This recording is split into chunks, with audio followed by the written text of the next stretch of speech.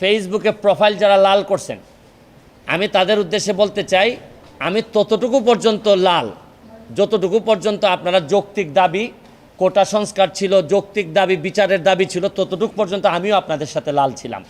কিন্তু যখন আপনারা আমার নেত্রী জননেত্রী শেখ হাসিনার পদত্যাগ দাবি করতেছেন এবং ধ্বংসলীলায় মেতে উঠেছেন, তখন আমি যেমন আপনাদের যেমন আমার নেত্রীর বিরোধিতা করার অধিকার আছে, আমারও আমার নেত্রীর পক্ষে দাঁড়ানোর অধিকার আছে। আমি এই সস্তা জনপ্রিয়তার জন্য এখানে ভাইরাল হইতে আসি নাই। আমি জানি যে এখন দেখা যাচ্ছে যে এমন একটা অবস্থা যে আপনি ফেসবুকটা এমন, যেমন ধরেন আমার মাননীয় প্রধানমন্ত্রী বলতেন যে আমি ফেসবুক এমপি। আমি যদি ফেসবুক এমপি হিসেবে চিন্তা করতাম, তাহলে ফেসবুকে তো এখন পুরাটাই দখল করে রাখছে হচ্ছে গিয়ে এই জামাতের লোকজন সবচেয়ে বেশি দখল করে আছে। তা আমি এখন সরকারের বিরুদ্ধে একটা কথা বললে আমার তো বলার ক্ষমতা আছে, আমি তো স্বতন্ত্র এমপি, আমি যা ইচ্ছা সরকারের বিরুদ্ধে বলতে পারবো। তা আমি তো একেবারে এখন তো আমি মানবতাবাদী, শুধু মানবতাবাদী না, দেখতেন আমি যদি আজকে খালি সরকারের বিরুদ্ধে বলি, কালকে থেকেই সবাই বলবে যে সুমনকে আমরা প্রাইম মিনিস্টার দেখতে চাই, প্রধানমন্ত্রী দেখতে চাই। তা আমি তো ওই প্রধানমন্ত্রী আর লোভে আসি না এখানে। আমার রাইট রং বোঝার ক্ষমতা হয়েছে, আমি পড়াশোনা করে ব্যারিস্টার হয়েছি।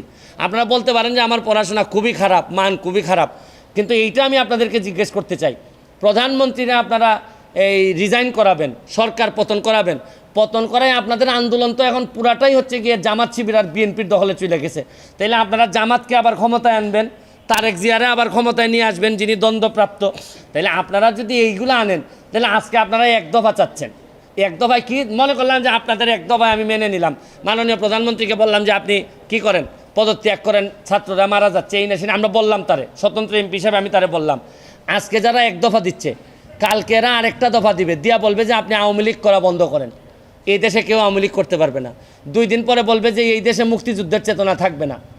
এরা একটার পর একটা দফা তো আপনি যদি সব সারেন্ডার করে মেনে নেন, তাহলে আমরা যাব কোথায়? আমি তো কোনো সংঘাত চাই না, আমি তো কোনো ধরনের সংঘাত, একটা প্রাণহানিরও আমি কোনোভাবেই পক্ষে না।